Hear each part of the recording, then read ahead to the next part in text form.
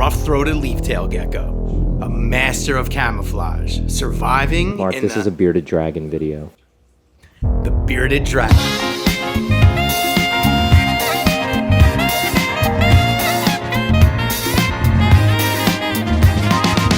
Here at Cold-Blooded Kingdom, we get asked a lot of questions about our bearded dragons. One of those questions is, are they easy to take care of? And the short answer, yes, but there's a lot of things you should know because they do take specialized care. I love bearded dragons, and I'm here to say I go to Cold-Blooded. Oh, sorry, totally unrelated. What does specialized care even mean? Well, bearded dragons come from one of the hottest, driest parts of Australia. Full sun, not a lot of shade at all. If you can recreate that kind of environment correctly in captivity, bearded dragons are one of the easiest reptiles to keep healthy long term. And how do we do that, you might ask? Well, we start with proper lighting and heat.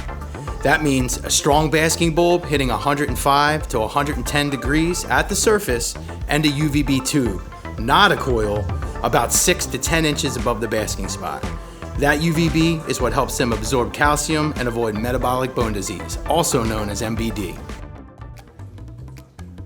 What's that? He's hungry. Let's talk food.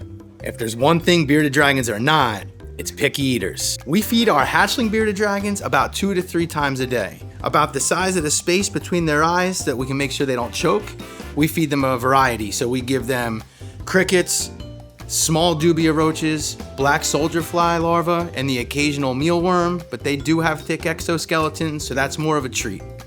Now, bearded dragons are omnivores, so we like to start greens early as well. And we start with small chopped up pieces, once again, to make sure that the babies aren't choking on anything. You can give them collard greens, mustard greens, turnip greens, and our favorite, dandelions.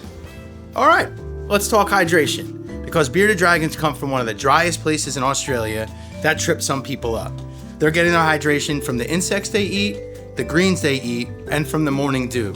For hatchlings, we lightly mist once a day, tops of their heads or the side of their enclosures, and they can lick that up just like the morning dew. Adults don't require daily misting, but a couple times a week will help them stay hydrated and help with shedding.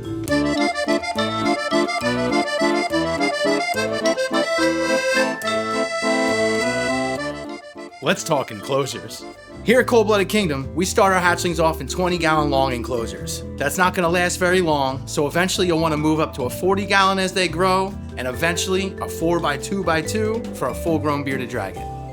Now, to settle one of the biggest debates in bearded dragon history, dating back to the dark continent in the Middle Ages of Earth. Substrate. Here's the long and short of it. Some substrate, it's great. Some substrate is whack. Here at Cold-Blooded Kingdom, we use a mix of washed play sand, organic topsoil, and cocoa fiber. That creates kind of a natural environment that they can burrow and have a little bit of enrichment in, at the same time making it a little bit easier for us to clean the cages. Hatchlings, usually we'll keep on paper towels in the beginning, just making it easier for us to monitor that they're eating and pooping regularly. And lastly, by keeping your bearded dragon happy and healthy, you will receive enjoyment. And every day you can stop by your bearded dragon's enclosure to receive your daily dose of that enjoyment. I hope you enjoy it. For more bearded dragon tips or any other questions you have, head over to coldbloodedkingdom.com or visit us on Instagram at coldbloodedkingdom. And for exclusive stuff, sign up for our Patreon. Links are all below in the description.